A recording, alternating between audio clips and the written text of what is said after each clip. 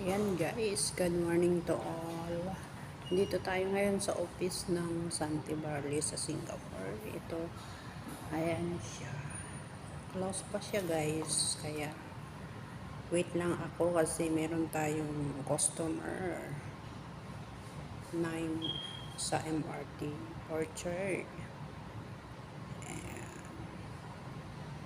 So, kailangan nating mag-avail ng product para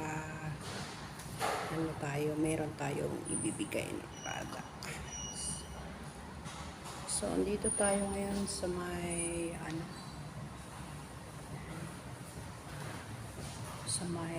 office. Santi Barley office.